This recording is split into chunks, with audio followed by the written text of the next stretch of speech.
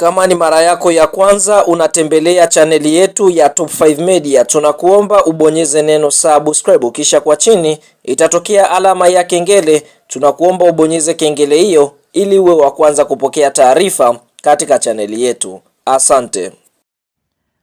Taarifa kubwa ya kimichezo ambayo tunakwenda kuiangaza mezani siku ya leo ni kuhusiana na ile ratiba kamili ya michuano mikubwa ya ligi ya mabingwa barani Afrika, ambapo ratiba hii imeweza kutangazwa na shirikisho linalosimamia mpira wa miguu barani Afrika CAF kuelekea msimu mpya wa mashindano wa mwaka 2026-2027, ambapo tunakwenda kuangalia ratiba hii kwa sababu kunako michuano mikubwa ya ligi ya mabingwa barani Afrika kwa upande wa nchi ya Tanzania tutakwenda kuwakilishwa na klabu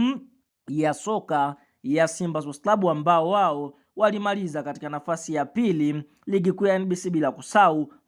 champions wa ligi kuu ya NBC. Klabu ya soka Yanga ni miongoni mwa klabu ya pili ambayo itakwenda kuwakilisha kunako michuano mikubwa ya ligi ya mabingwa barani Afrika kuelekea katika michuano mikubwa ya ligi ya mabingwa barani Afrika. Kwa mujibu wa ratiba ambayo imeweza kutangaza ni kwamba ni vilabu vitatu pekee ambavyo havitocheza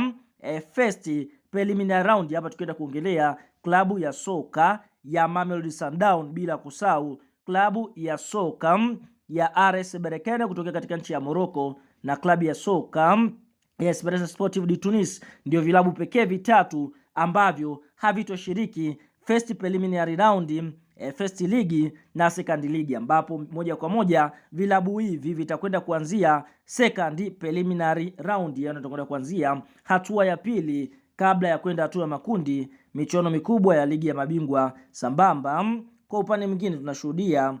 vilabu vingine ambavyo vitakwenda kushiriki kombe la shirikisho navyo pia vimeweza kutajwa, lakini ifahamike first preliminary round kwa mujibu wa ratiba inatarajia kuanza tarehe 4 mpaka tarehe 6 mwezi Septemba mwaka 2026, huku mechi za marejeano zikienda kuchezwa tarehe 11 mpaka tarehe 13 mwezi Septemba, lakini second preliminary round zinatarajiwa kuchezwa kuanzia tarehe 16 mpaka 18 mwezi Oktoba 2026, huku mechi za marejeano zikichezwa tarehe 23 mpaka tarehe 25 mwezi Oktoba, lakini hatua ya makundi inatarajia kuanza tarehe 27 mpaka 29 mwezi Novemba kwa mechi za mzunguko wa kwanza. Mzunguko wa pili zikichezwa tarehe 4 mpaka tarehe 6 mwezi Disemba. Mechi za mzunguko wa tatu tarehe 18 mpaka tarehe 20 mwezi Disemba. Mechi za mzunguko wa 4 tarehe 8 mpaka tarehe 10 mwezi Januari. Mechi za mzunguko wa 5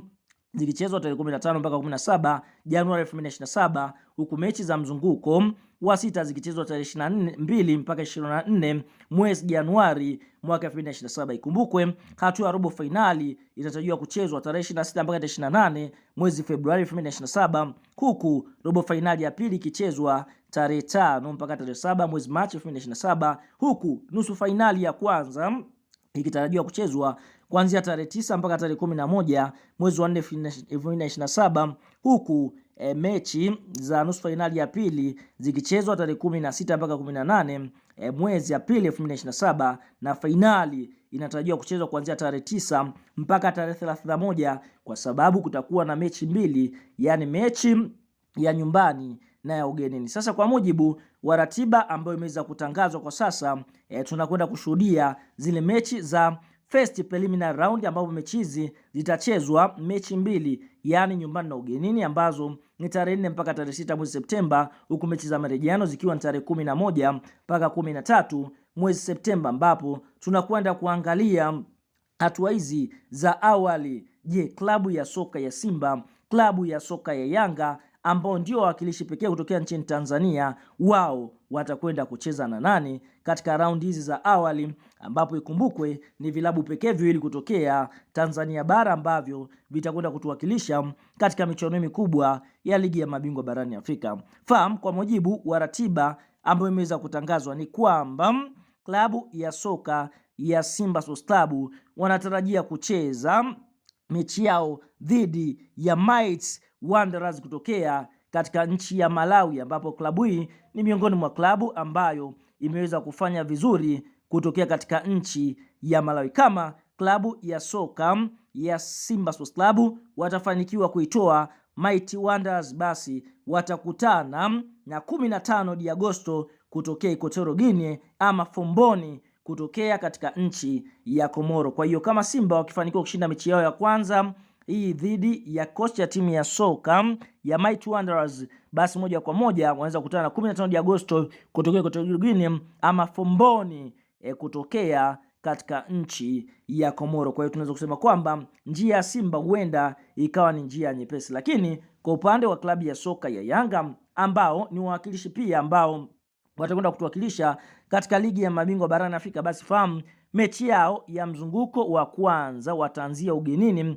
dhidi ya Gaborone United kutokea katika nchi ya Botswana. Na kama klabu ya soka Yanga Sports Club watafanikiwa kushinda mechi yao hiyo, basi tunaona kwa upande mwingine wanaweza kukutana na klabu ya soka ya Liaboto ya nchini Lesotho ama CFFA kutokea katika nchi ya Madagascar, ambao nao pia watakutana katika mechi za first preliminary round. Kwa hiyo tunaona